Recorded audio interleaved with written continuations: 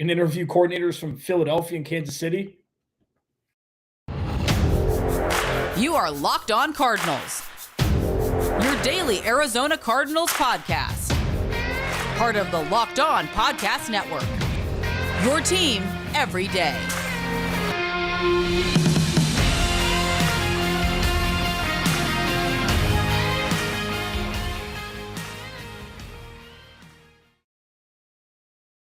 Welcome in, Locked On Cardinals. Alex Clancy here. Follow me on Twitter at Clancy's Corner. Follow the podcast at Locked On AZ Cards. Thank you for making Locked On Cardinals your first listen each and every day, Monday through Friday, free and available on all platforms and YouTube. This episode of Locked On Cardinals is brought to you by Nissan. The only thing more exciting than the big game is the all-new, all-electric 2023 Nissan Ariya.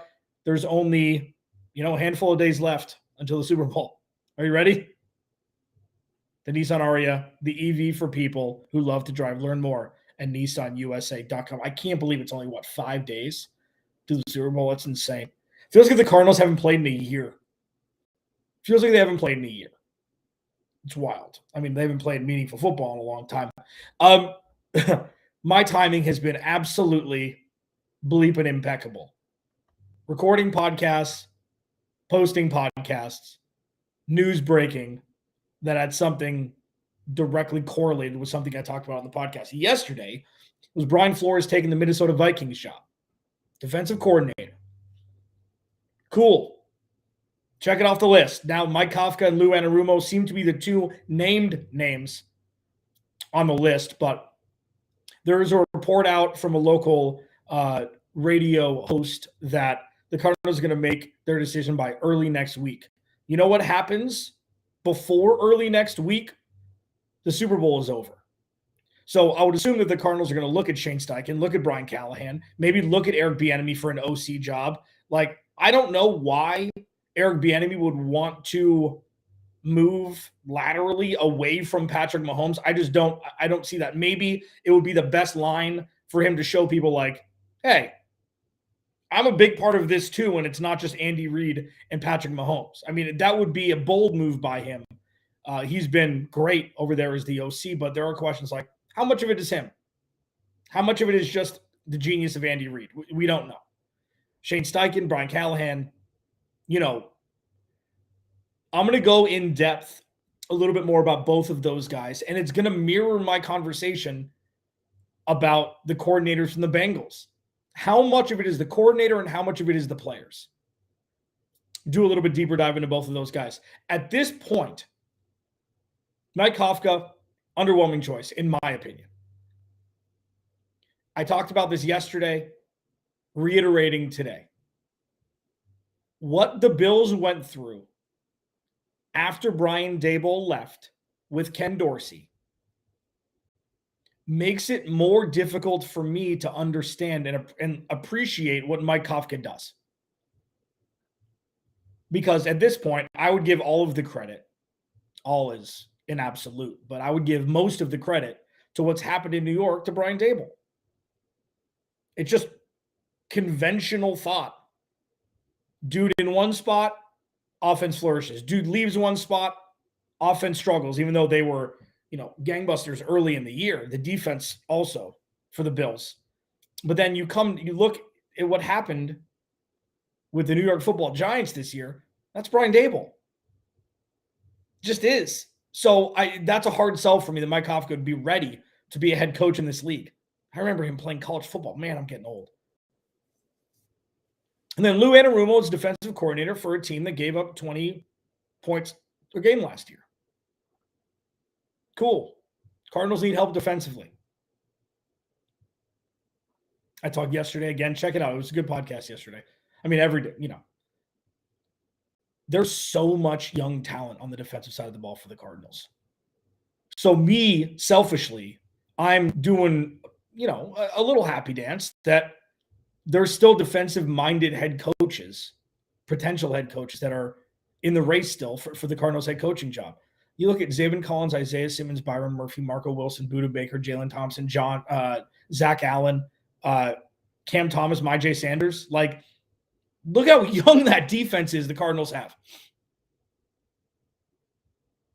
and look at what amount of potential could be unlocked. And also look at what San Francisco did with a 7th-round quarterback this year, because their defense was elite. So if you're looking at the Cardinals not throwing away the 2023 season with Kyler Murray on the shelf for a handful of games as he rehabs, defenses can win games with a lesser than offense. So whoever plays quarterback for the Cardinals for the first month, 2 months, a good defense can keep a team afloat. And a good defense can become elite when you have a B or B plus offense, which the Cardinals will have when Kyler Murray's healthy. So that's why I think you need to err on the side of defense as it pertains to the next head coach of the Arizona Cardinals. And I don't think it's necessarily close. I don't. It's an offense-first league. I know that. Most of the rules are catered to the offensive side of the ball. I know that. I also know that the two teams that were left in the NFC Championship game were the two best defenses in the NFL. Absolute maulers. So even though offense is fun, offense puts keisters in seats, and offense leads the majority of the regular season, if you don't have a good offense, you're not gonna survive in the NFL nowadays. When it comes down to it, you got to be able to stop defense. You got to be able to stop the ball. You got to be able to. And the Cardinals, with Steve Keim just neglecting the defense this offseason and in the draft, trading for a wide receiver in the first round and drafting a tight end in the second round, the Cardinals need a hard reset. The tabula rasa clean slate, shaking the Etch-a-Sketch to pivot onto a trajectory you'd hope that would be more potent with winning and stability than what we've experienced to this point. And I think Lou Anarumo at this point is the guy, but the window's left open because there are a couple coordinators that are coaching in the Super Bowl on Sunday. Should the Cardinals give them a look? Yeah, at this point, why not? The hurry up and wait is a long time ago. This feels like free agency at the end of 2 seasons ago. But now, at least the Cardinals have opportunities to make an impact higher. And there's not a whole lot of competition. There's only a couple teams that don't have a head coach at this point. Locked on Cardinals, your team every day. Coming up next, I will talk about the 2 coordinators that are on the sidelines for the Philadelphia Eagles. Is it fool's gold regarding their performance this year because of how stacked that roster is? It's not rhetorical. I'll break it down. Locked on Cardinals, your team every day. There is one thing that is rhetorical that I'm going to ask right now. Is there a better place for daily fantasy with projections than Prize Picks? Prize Picks. This episode of Locked on Cardinals is brought to you by the aforementioned Prize Picks. It's daily fantasy made easy, man. You pick 2 to 6 players. If they score more or less than their Prize Picks projections, you can win up to 25 times your cheese on any entry. No competing against other people. It's just you versus the projections available. Prize Picks offers projections on sports, any one that you watch. NFL and NBA, Major League Baseball. Pitchers and catchers report in like 2 weeks. I'm going to throw up. NHL, PGA, college football, men's college basketball, women's college basketball, soccer, WNBA, esports, NASCAR. You get it. Tennis. Entries can be made in 60 seconds or less. It's that easy. Safe and fast withdrawals. Currently operational in over 30 states and Canada. Download the Prize Picks app or go to prizepicks.com to sign up and play daily fantasy sports. First-time users can receive a 100% instant deposit match up to $100 with promo code Locked On. If you deposit $100, Prize Picks will give you $100. If you deposit $50, Prize Picks will give you $50. You get the idea. Don't forget to enter promo code Locked On and sign up for an instant deposit match up to $100.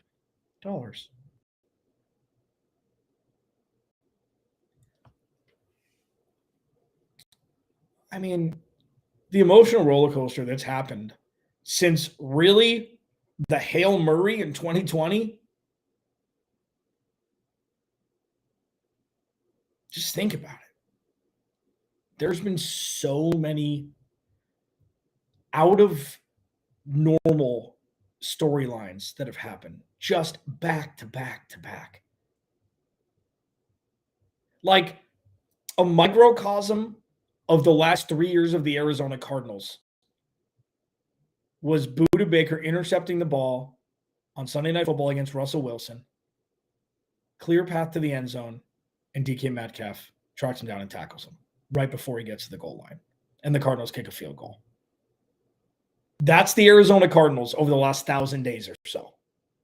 So close, so many different times, but you can't punch it in when it matters. So now the next chapter 8,463 of what's going on with the Cardinals is this head coaching search that I know Michael Bidwill has gotten some flack from me, included, but he needs to get this right if he wants the fan base, his employees, his players to trust him. So I understand why he's doing his due diligence. I understand why he didn't pay Sean Payton $25 million. I understand, even though it would have been the sexy hire, we're still here waiting. And I don't think that's necessarily a bad thing. I just hope he has a plan. I hope this isn't, people don't want to coach the Cardinals, because that's a different thing. But that's something where with the Cardinals fans, media members, etc., are just so ingrained. It's so ingrained in the back of their mind, like they're probably screwing this up. And I don't think that's necessarily fair, even though it's a valid thought processes to have. We're just still here waiting. So, Super Bowl Sunday, offensive coordinator, defensive coordinator for the Philadelphia Eagles. Should the Cardinals interview one or both of them if they're, if they accept the invitation to be interviewed? Yeah. I mean, it's the same thing that I talked with Lou Anarumo and Brian Callahan from the Bengals. It's just how much of it is the roster. Jonathan Gannon's defense, best roster probably on the defensive side of the ball in football. 1-1A with San Francisco. 1-1A. Hassan Reddick, who didn't see that coming. And then Shane Steichen, the offensive coordinator, how much of it is their offensive line and the ability to run the ball, and Jalen Hurts? Unlike Brian Callahan, who is now out of the race to be the next Arizona Cardinals head coach, where I said, you know what?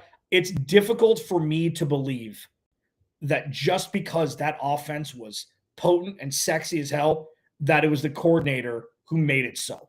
Joe Burrow is next level. T. Higgins, Jamar Chase, Tyler Boyd, Hayden Hurst, Joe Burrow, Giovanni Bernard for a couple years, Samaje Perine. Like, I know the offensive line is below average, but you make me the offensive coordinator, they're going to put up points. Now, that's not to say that he hasn't done a great job. That's not a backhanded compliment whatsoever.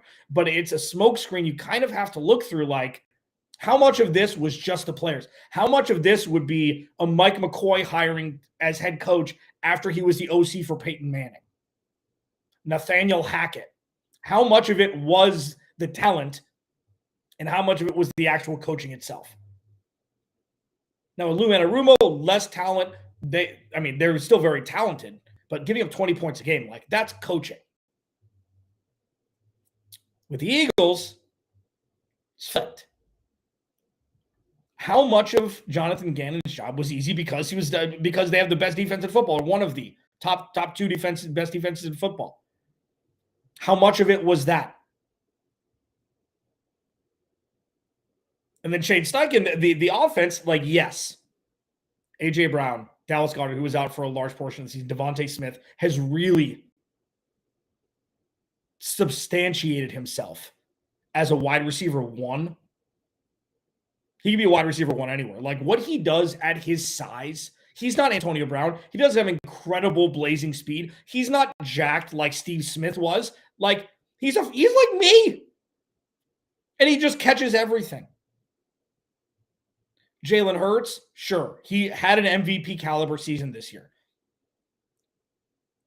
I still don't think that if Kansas City goes up 17 points in the first half against the Eagles, that he could throw a team back into a game.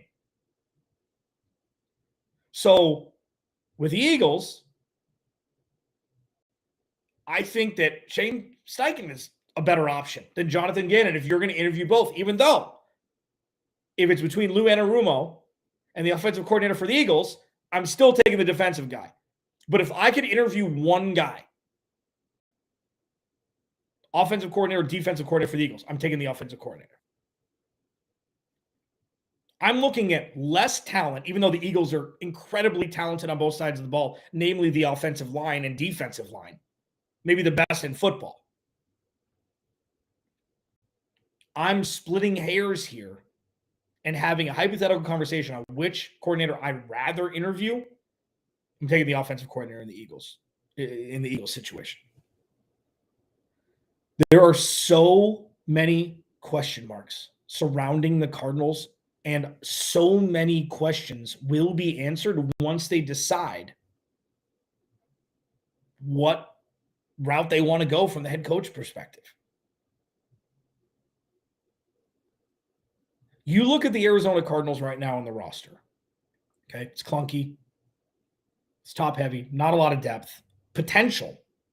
The depth potential is through the roof. But these are the growing pains that the Cardinals are going to have to go through regarding the roster and the organization as a whole. Steve Keim is like the friend you had when you were 5 or 6 years old that would come over, play with your toys. You'd make a mess. Mom or dad would come pick him up. He'd leave, and you'd have to clean up on your own. That's where the Cardinals are right now. They've been left with an absolute mess. And the boxes just need to be checked in an effort to get everything back to mise en place, get everything back in its right place. So it's going to be fascinating with all of these options the Cardinals have still to hire for their next head coach. Michael Bidwill and Monti Ossenfort need to have a plan. And I go, well, duh, it's been 3 weeks or a month? Plans change. They need to have a plan. They need to get their guy that they think is going to be the best leader of men, hopefully for the next decade, and go get him. So say they hire Lou Anarumo. Say they hire Jonathan Gannon, a defensive-minded person for the next head coach for the Arizona Cardinals.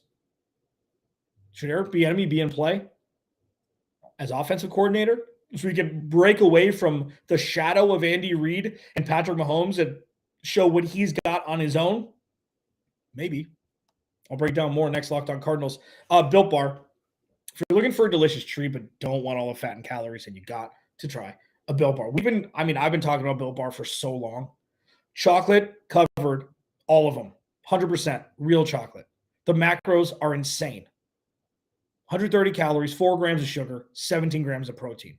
If you need something for breakfast, if you need a snack on the go, if after dinner you're sick of eating cake that's left over from, Christmas or whatever, that'd be gross. It'd probably be spoiled. Probably shouldn't do that anyways. But you want something that's a little bit healthier than just dessert, Built Bar. They've got unbelievable flavors like churro, peanut butter brownie, coconut almond. I don't know how Built does it, but they do. They're like, it's the healthiest candy bar on the planet or the best tasting protein bar on the planet. I've heard both referenced to Built Bar.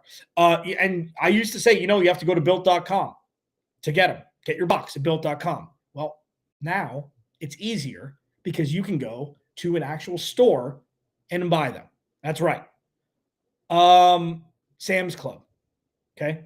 Walmart. So you go to Walmart, pharmacy section. You can buy a 4-bar box of cookies and cream, double chocolate, or coconut puffs. Coconut puffs are protein-infused marshmallow. Insane. Again, all covered in 100% chocolate. If you're close to Sam's Club, grab a 13-bar box with our hit flavors, brownie, batter, and churro. You can thank me later.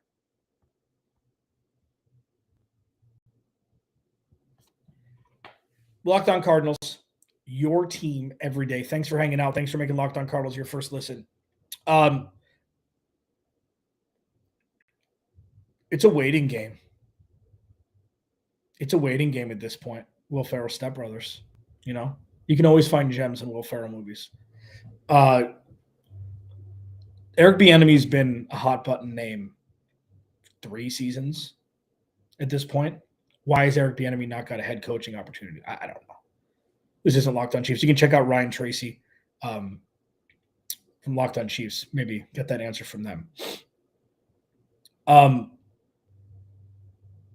If the Cardinals hire a defensive-minded head coach, they're going to need to hire an offensive coordinator as well. I would hope that they would hire an offensive coordinator anyways. I talked about this last week a little bit. Being a head coach is hard enough, especially a first-time head coach. So maybe take away the play calling load on the shoulders of a head coach and give it to an offensive coordinator.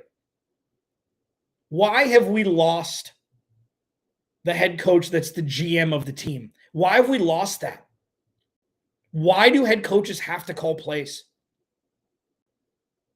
Why is that a prerequisite? I don't get it. I don't get it. Being a head coach is hard enough, especially, again, a first-time head coach. So if the Cardinals do end up hiring a defensive-minded head coach, would Eric Bieniemy be a good fit? Of course. Of course.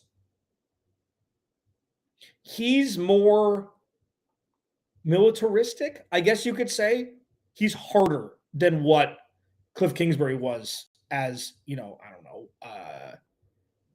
a Snuggie, a marshmallow that Cliff Kingsbury was as it pertained to holding Kyler Murray accountable. If you brought in Lou Anarumo and hired Eric Bieniemy as the offensive coordinator, giddy the bleep up. Giddy up. Sign me up. Because Eric Bieniemy, it's a fascinating study because, Andy Reid gets all the credit. Patrick Mahomes gets all the credit. And Patrick Mahomes deserves the credit. But with Eric Bieniemy, I don't see this as a Peyton Manning, Mike McCoy situation. I don't see it as a Nathaniel Hackett, Aaron Rodgers situation. Eric Bieniemy is a coach. He's a head coach. I talked about, guys like Brian Daboll was a head coach in Buffalo. You could just tell. D'Amico Ryans, more recently, head coach on the sidelines, but he's a head coach. They carry themselves differently. And Eric Bieniemy should get head coaching looks. I don't know if he does an interview. I have no idea. And I don't, particularly care for this line of conversation. But if you can bring in Eric Bieniemy, I would definitely interview him for the OC job. Because I think that he's one good offensive year away with a new team from other teams lining up to hire him as head coach. He's, for better or worse, the Band-Aid needs to be ripped off for his career and get away from Andy Reid. We got to find out. And you know what? I would love to be the case study for Eric Bieniemy taking the Arizona Cardinals offense to the moon for 1 year and then him going and being a head coach somewhere else. It would be mutually beneficial. Now, the only snag is Kyler Murray is going to be out for a chunk of the season. They're going to have to sign a quarterback. It can't be Colt McCoy at this point. It just can't. We'll talk about that later. I'm not going to debate that now. But if you told me that they interviewed both coordinators for the Eagles and then Eric Bieniemy, for sure. Do it on Monday. Maybe Tuesday for the team that won, because they probably want to stay up late and celebrate. But if you interview those 3 guys after the Super Bowl and you pick one of them, cool. Because all 3 of them, even though I do think Jonathan Gannon, it's hard to tell. It's hard to tell. Is Nick Sirianni the luckiest man alive? That Howie Roseman drafted that roster and traded for A.J. Brown? Who knows? But winning coaches have good players. So it's that double-edged sword. Like, do you trust it? Do you trust Jonathan Gannon being able to be a head coach, or is it just a roster? I don't know. We're going to find out. There is one thing as I wrap this up here on Locked On Cardinals. Thanks for hanging out and being live with me. Why aren't you at work? I'm happy you're not. Or I'm happy you're watching this while your TPS reports are coming in that you're ignoring. There are so many first-time head coach prospects out there. Michael Bidwill needs to pick the best one, and the one that's going to be a great head coach for the next decade, because that, something the Arizona Cardinals have never had in the last 30 years, I don't know. Stability from a head coach position. Even with BA, like BA was a breath of fresh air. Love him. It's not stable forever. Michael Bidwill, regardless of who he chooses, he has to pick the best one. He had, like, you know, when you do straws and you have the short straw is the one that you don't want to pick. He's got to pick the short straw in a positive way. He's got to pick the right one out of the bunch. He has to. It's a must. This can't be like oh, you know, it was good. You know, they made the playoffs the second year. Kyler Murray was out the first year, made the playoffs, still had some issues as they're building out the roster. Like, the Cardinals can't get to a point because you trust that Monti Ossenfort is going to do his job well. Draft well, free agency well. That's just something that has to be expected because he's been hired. That's his job. He's got a deep scouting background. The situation the Cardinals cannot get into, and I feel like whenever I have these conversations, these are things that end up happening 2 or 3 years from now. Check my track record. It's eerie. I will give my one flex. When the Cardinals beat the Titans by 30 in week 1 of 2 years ago, I said, Cliff still doesn't get it. And I was right. The Cardinals cannot be in a spot in 2024 where the roster is good and the coaching is not. This roster is going to get turned around in this draft this offseason. It may just be that, or it'll take, you know, the draft in the offseason next season. The Cardinals are going to have a good roster. They're going to have a good offensive line. They're going to have a good pass rush. They're going to have a built-out roster. The Cardinals cannot have a great roster and a bad coaching staff. It can't happen. You can't be in a situation where you're winning 10 games, making the playoffs when you should have been winning 13. And that's something that Michael Bidwill and Monti Ossenfort need to knock out of the park today. Difficult, of course. You can't tell the future. They're going to have to with this hire. Because this hire specifically is the biggest decision Michael Bidwill has had to make since he's taken over as owner of this team. And he can't screw it up. Not saying you will. If history has anything to say about it, that's wishful thinking. But as I leave you today, what is this, like book on tape? The Arizona Cardinals are in a much better position than I think the optics show at this point. But that has the foundation of trusting Michael Bidwill, minding his P's and Q's, and going about this the proper and efficient way. And we don't know if that's what's happening or not. Just because they haven't hired a head coach yet doesn't mean they're doing anything wrong.